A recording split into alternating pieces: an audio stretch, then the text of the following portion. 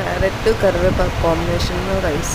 ఇది ఎలా చేయాలంటే ఫస్ట్ కరివేపాకు, జీరా ప్లస్ ధనియాలు రోస్ట్గా ఫ్రై చేసి మిక్సీ చేసుకొని పౌడర్ పక్కన పెట్టుకోవాలి. క్యారెట్ తురుము పెట్టేసుకొని పక్కన పెట్టేసుకోవాలి.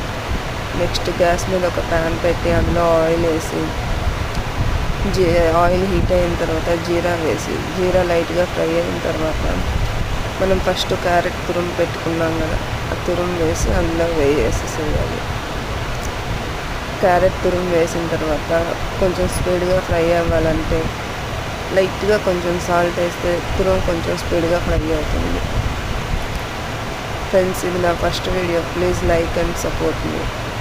అండ్ క్యారెట్ అనేది, కరివేపాకు అనేది కళ్ళకి చాలా మంచిది. పిల్లలు చాలా వరకు కరివేపాకు తినరు.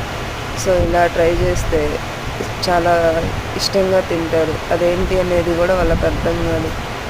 సో కరివేపాకు ఎవరైతే తినరో అలాంటి పిల్లలకి ఇలా ట్రై చేసి పెట్టండి. అలా ఫ్రై అయిన క్యారెట్ తురుములో రైస్ వేయండి.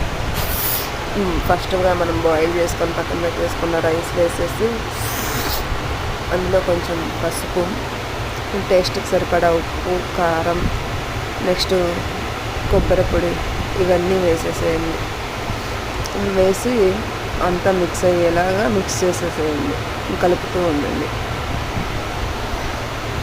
అండ్ కంటికి సంబంధించిన ఎలాంటి హెల్త్ ఇష్యూస్ ఉన్నా వీక్లీ 1 or 2 times ఇలా క్యారెట్, కరివేపాకు ఎక్కువగా తీసుకుంటే మీ కంటికి సంబంధించిన ఎలాంటి హెల్త్ ఇష్యూ ఉన్నా చాలా తొందరగా రికవర్ అవుతుంది.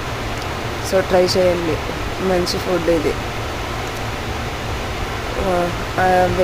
మనం వేసిన ఉప్పు, కారం మొత్తం రైస్కి పట్టేలాగా మిక్స్ చేసేసేయండి.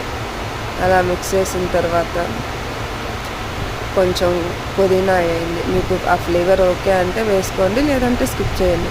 పుదీనా వేసిన తర్వాత ఫస్ట్ మనం మిక్స్ చేసి పెట్టుకున్న పౌడర్, ఏదైతే కరివేపాకు పౌడర్ ఉందో అది వేసేసి మొత్తం మిక్స్ చేయండి రైస్ మొత్తం పట్టేలాగా.